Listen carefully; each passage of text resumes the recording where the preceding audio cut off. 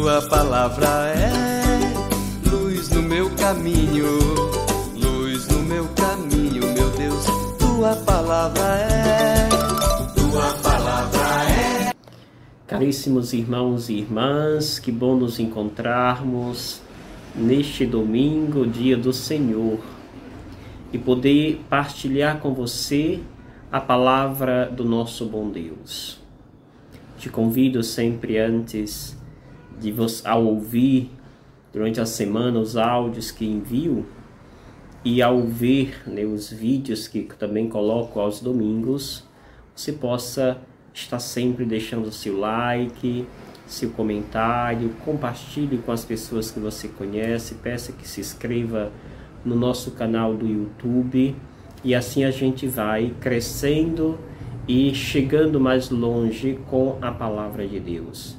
Este é o único objetivo deste canal: levar a palavra de Deus a mais pessoas, fazer com que mais pessoas se apaixonem pela palavra de Deus, por um Deus que se fez pequeno, acessível a todos nós. Assim, nós podemos meditar a palavra de Deus deste terceiro domingo do tempo comum. A primeira leitura deste domingo é uma leitura espetacular. Mostra que o povo de Israel havia retornado do exílio e que a fundamentação deste povo para prosseguir uma vida nova que agora começava, ela só tinha sentido se fosse baseada na palavra de Deus. Por isso, todo o povo, agora diante do sacerdote Esdras, ali eles apresentam uma verdadeira devoção à palavra de Deus. Escutam com atenção o que diz a palavra. Se ajoelham, bendizem, louvam a Deus pela palavra ali proferida pelo sacerdote, pelos jovens Esdras, que também anuncia esta boa nova do Senhor. Diz que ali todas as pessoas, desde os homens, as mulheres, as crianças, estão atentas diante da palavra de Deus. E mostra um povo que escutava com atenção a leitura do livro. Ainda quando se abria o livro, todo o povo ficava de pé. Bom seria se a humanidade do tempo presente continuasse reservando um respeito zeloso à palavra do nosso bom Deus. Infelizmente, o que se vê é um total desrespeito à palavra de Deus. Depois mostra que este mesmo povo se inclina diante da palavra, que esse mesmo povo é aquele povo que é chamado agora, ao ouvir a palavra de Deus, se consagrarem a este Deus. Pois eles têm consciência de que a palavra de Deus é fonte de vida. É nela que eles aprendem a capacidade da partilha, a capacidade da caridade entre eles. Pois eles têm consciência de que a alegria é a vitalidade da fé em cada um. Termina a leitura dizendo: não fiqueis tristes, porque a alegria do Senhor será a vossa força. A alegria do Senhor será a vossa força. E esta alegria nasce justamente da atenção verdadeira à palavra de Deus, da observância a esta palavra que é ali anunciada pelo leigo e pelo sacerdote, que testemunha esta palavra que os compromete e os convida à conversão. Dito isto, o Evangelho vem enriquecer esta sabedoria da palavra. O Evangelho que hoje nos é oferecido é Lucas, capítulo 1, versículos de 1 ao 4 e 14 ao 21, que diz: muitas pessoas já tentaram escrever a história dos acontecimentos que se realizaram entre nós, como nos foram transmitidos por aqueles que desde o princípio foram testemunhas oculares e ministros da palavra. Assim sendo, após fazer um estudo cuidadoso de tudo o que aconteceu desde o princípio, também eu decidi escrever de modo ordenado para ti, excelentíssimo Teófilo. Deste modo, poderás verificar a solidez dos ensinamentos que recebestes. Naquele tempo, Jesus voltou para a Galileia, com a força do Espírito, e a fama espalhou-se por toda a redondeza.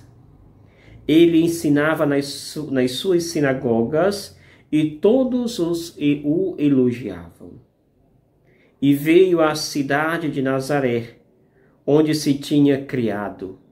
Conforme seu costume, entrou na sinagoga no sábado e levantou-se para a leitura. Deram-lhe o livro do profeta Isaías.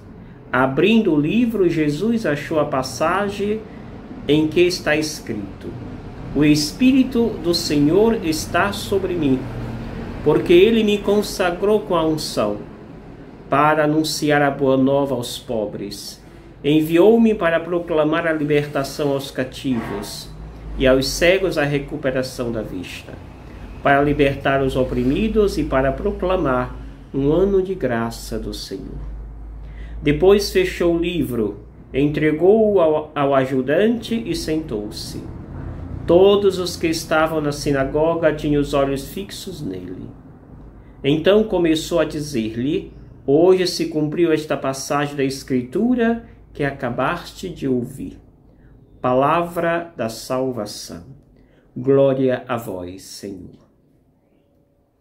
Pedagogicamente, este evangelho se divide em dois momentos de forma muito clara. A primeira parte, que vai do versículo 1 ao versículo 4, apresenta o prólogo lucano, onde Lucas mostra ser um minucioso pesquisador, mostra-se alguém interessado pela história, interessado em fundamentar aquilo que vai escrever.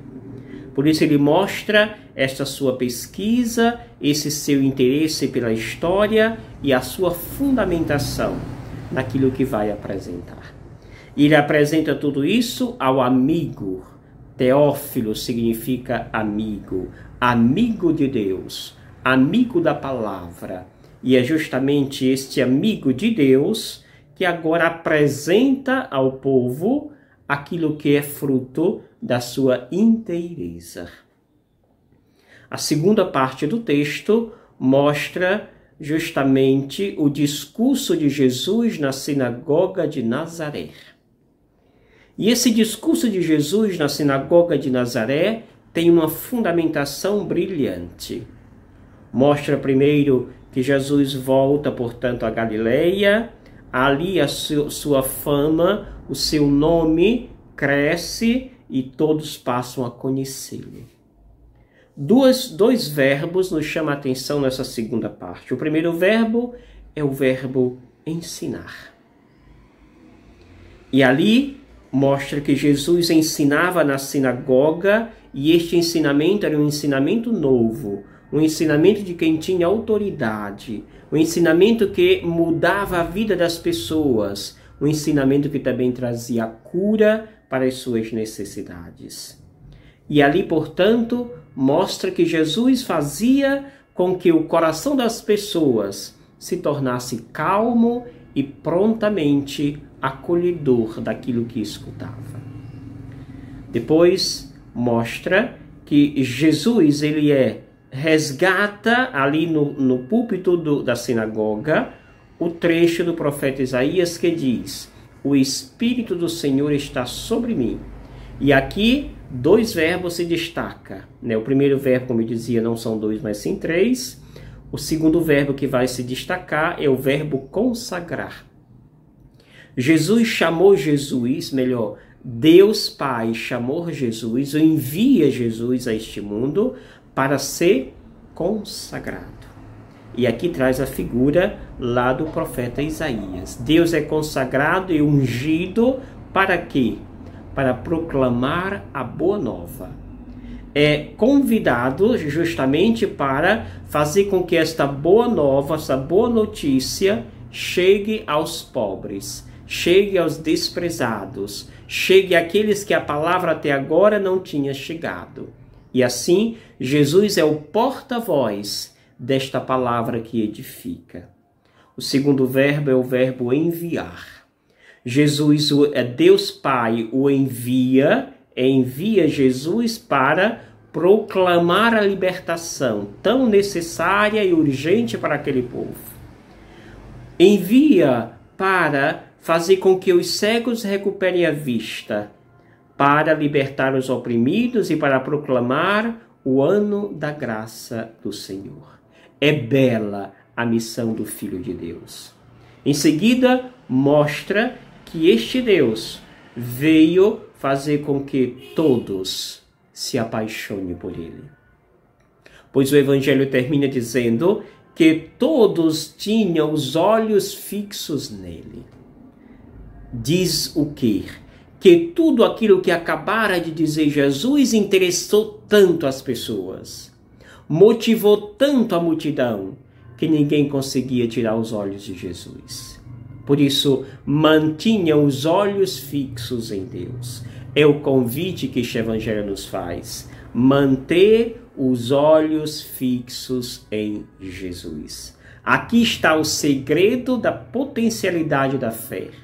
Aqui está o segredo da nossa felicidade. Manter os olhos fixos em Deus. Termina esta reflexão com a segunda leitura de Paulo aos Coríntios, 1 Coríntios, a partir do capítulo 12, que mostra Paulo que faz esta comparação do corpo que tem vários membros, mas que formam uma unidade.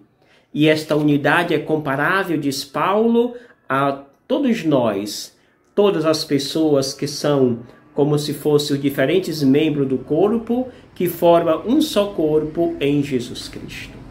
Portanto, Jesus Cristo é este corpo que nós, vivendo a unidade, conseguimos ver, portanto, esta plenitude. E Paulo destaca a diversidade dos dons, mas que há um só Deus, assim como há um só corpo. E mostra que cada membro do corpo tem uma função, mas a plenitude das funções se dá na comunhão desses membros ao formar um só corpo. Deixemos, amados irmãos e irmãs, que esta sintonia de comunhão, que esta vivência de paz possa ser o motivador ou os motivadores para que voltemos sempre mais a Jesus Cristo. Que o Senhor nos abençoe, nos revista com sua graça e com sua luz. Em nome do Pai, do Filho e do Espírito Santo. Amém. Gratidão. Obrigado, Senhor, porque és meu amigo, porque sempre comigo tu estás.